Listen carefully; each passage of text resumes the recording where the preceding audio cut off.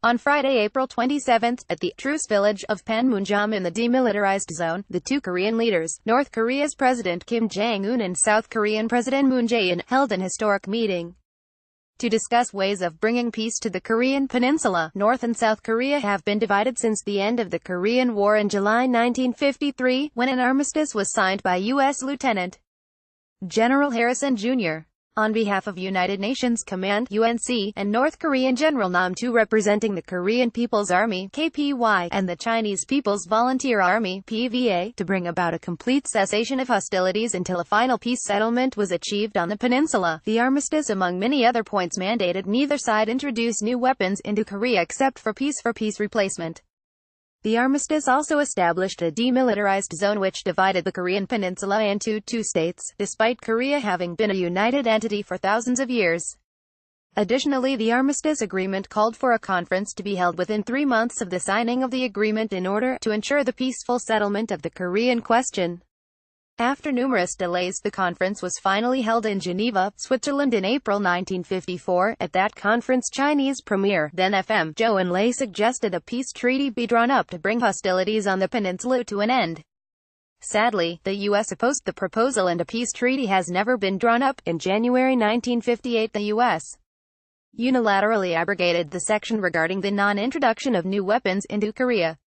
It began deploying nuclear-armed honest-John missiles, 280mm atomic cannons and cruise missiles with a capacity to hit China and Russia and to South Korea. The meeting between the two Korean leaders on April 27, 2018, is thus an attempt to take the future of Korea into the hands of the Korean people and finally end the war and unite the Korean peninsula, which is being kept divided by foreign interests. The two leaders also agreed on the need to rid their peninsula of nuclear weapons. The meeting signifies, hopefully for the Korean people, the will of its leadership to put an end to foreign interference in what is basically a Korean issue and formulate a homegrown solution to issues which are keeping their people apart. The special mention denuclearizing of the peninsula is not something that will go down well with the U.S. The introduction of nuclear missiles by the U.S. into the Korean peninsula, despite the armistice agreement, was not for the benefit of the Korean people. At that time, the U.S. was the big nuclear power in the world, with the Soviet Union carrying out its first nuclear test only on August 29, 1949. The introduction of atomic nuclear weapons into the Korean peninsula was simply a means of continuing and furthering U.S. hegemonic designs in the Asia-Pacific area in an attempt to intimidate China and the then Soviet Union, whom it saw as its rivals in the region. North Korea's nuclear program began in the late 1970s and was a response to the introduction of U.S. nuclear armaments into the peninsula. North Korea looks on its nuclear arsenal as a means of securing its national security.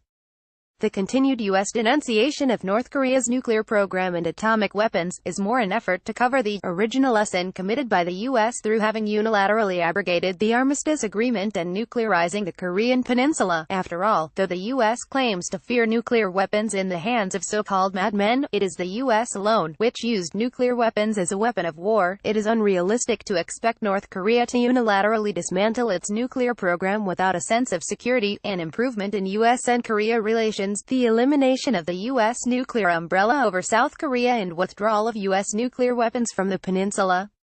Given the U.S. interests in the region, it is difficult to see the U.S. agreeing to North Korea's conditions. The reality is the U.S. will block all acts running counter to its selfish interests, however justiciable they may be. Comments will be edited, grammar, spelling and slang, and authorized at the discretion of Daily Mirror Online. The website also has the right not to publish selected comments.